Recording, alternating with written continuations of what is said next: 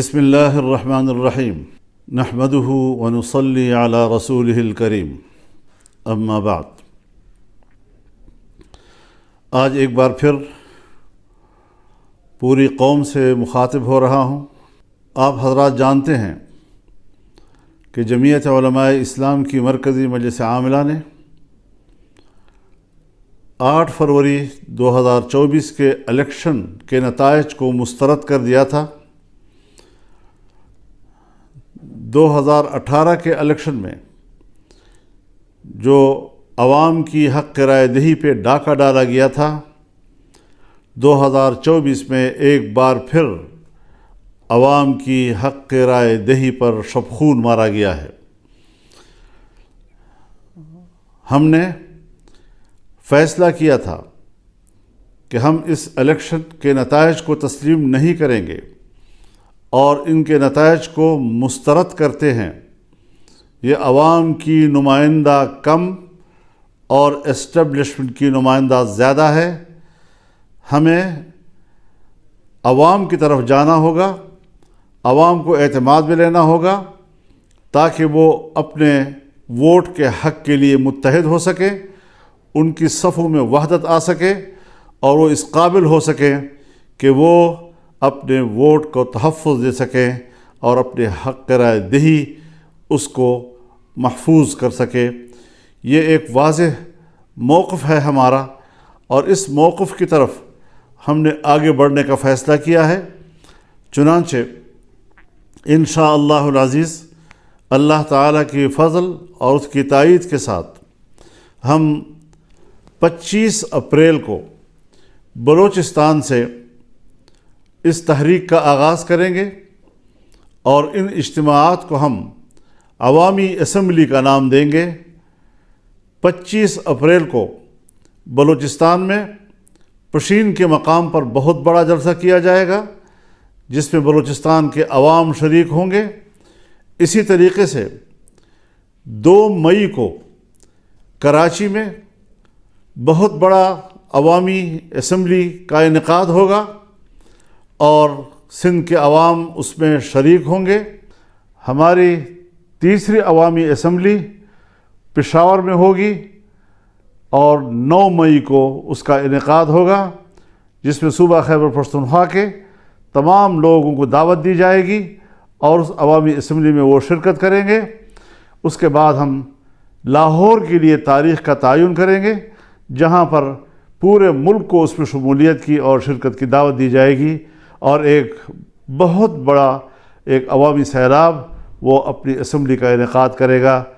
ہم اس حوالے سے دوسری سیاسی جماعتوں سے بھی رابطہ کر رہے ہیں تاکہ عوام کی ایک متفقہ اور متحدہ صف وہ اس کو زندہ کیا جا سکے، اس کو منظم کیا جا سکے۔ تو اس حوالے سے ہم اس شیڈول کا اعلان کر رہے ہیں اور انشاءاللہ ہمارے کارکن، ہماری تنظیمیں، ہر صوبے کی اور ماتحت تنظیمیں ان کو کامیاب بنانے کے لیے فوراً حرکت میں آئیں گی۔ کیا مسئلہ ہے آخر کہ جہاں الیکشن کمیشن بے بس رہا ہے اور اس کو ایک نتیجہ بھی مرتب کرنے کی اجازت نہیں ہے اور اداروں کی طرف سے جو نتائج بھیجے جاتے ہیں، آج الیکشن کمیشن میں کوئی دم خم ہی نہیں رہ گیا ہے۔ ہماری سول بیوروکریسی اس میں تو جو مداخلت ہو رہی ہے اور جو ان کے آئینی اور قانونی اختیارات ہیں اس میں بھی خفیہ ادارے اور ایجنسیاں مداخلت کر رہی ہیں جس میں احتجاج کرنے کا کوئی دم خم ہی نہیں رہا ہے۔ پہلی مرتبہ آج ہائی کورٹ کے ججز نے یہ آواز بلند کی ہے کہ ہمارے معاملات میں بھی مداخلت کی جا رہی ہے، ہمیں دھونس اور دھمکیوں سے ڈرایا جا رہا ہے اور اس پریشر میں ہم لوگوں کو انصاف نہیں دے سکتے۔ اس حوالے سے اگر ماضی کے دریچوں میں جھانکا ہے تو وہ پاکستان کے اس وقت کے وزیر دفاع جناب خواجہ آصف صاحب ہیں جو برملا ان واقعات کا ذکر کر رہے ہیں کہ کس طرح مقتدرہ نے انتخابات کے معاملے میں مداخلت کی، اس کے نتائج کو تبدیل کیا، اور کس طریقے سے اس کو الیکشن کے نظام کو اور اس کے نتائج کو منظم کیا اپنے مرضی کے ساتھ، عوام کی مرضی کے خلاف۔ ظاہر ہے اس سارے صورتحال سے جمعیت علماء اسلام کے موقف کو تائید بھی مل رہی ہے اور تقویت بھی مل رہی ہے۔ ہمارا موقف صحیح ہے، ہم نے صحیح آواز بلند کی ہے، اور انشاءاللہ اس کو ہم آگے بڑھائیں گے۔ میں ایک دوسرا اعلان بھی اپنی مرکزی مجلس عاملہ کے اراکین کے مشاورت کے ساتھ، اکثر دوستوں نے ہمیں یہی مشورہ دیا ہے کہ جو ضمنی الیکشن کا شیڈول آیا ہے، اس ضمنی الیکشن کا بائیکاٹ کیا جائے گا۔ جمعیت علماء اسلام کا کوئی رکن ضمنی الیکشن میں حصہ نہیں لے گا، اور اس حوالے سے یہ بات واضح رہے کہ ہم ضمنی الیکشن چونکہ اسی الیکشن کا تسلسل ہے اور ہمیں پچھلے نتائج پر اعتماد نہیں، ہم کس طرح سے ضمنی حلقوں میں کوئی انصاف کی توقع رکھ سکتے ہیں؟ ہم پھر ایک بار مقتدرہ کا کھیل کا نشانہ بنیں گے، اور اس طریقے سے عوام کی حق رائے دہی کے ساتھ کھلواڑ کیا جائے گا۔ یہ بات کسی قدر ہمیں قابل قبول نہیں۔ انشاءاللہ العزیز رمضان المبارک کے بعد تحریک چلے گی، فیصلے اب ایوان میں نہیں میدان میں ہوں گے۔ اب مقتدرہ کی اسمبلی نہیں چلے گی، عوامی اسمبلی چلے گی، اور اس حوالے سے بھرپور عوامی جدوجہد کا آغاز کیا جائے گا۔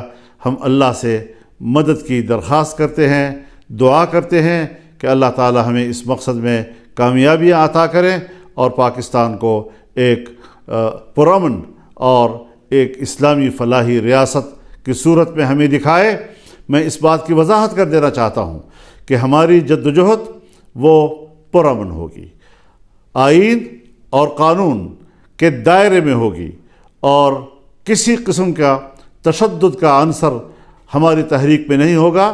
عوام کو حق پہنچتا ہے کہ وہ ملک میں احتجاج کریں اور اپنی رائے سے دنیا کو آگاہ کریں۔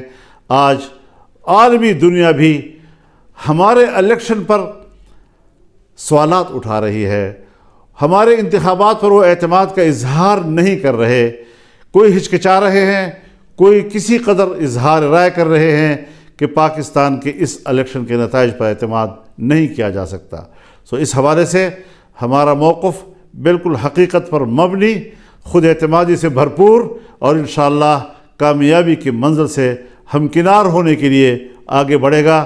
اللہ تعالی ہمارا حامی و ناصر ہو۔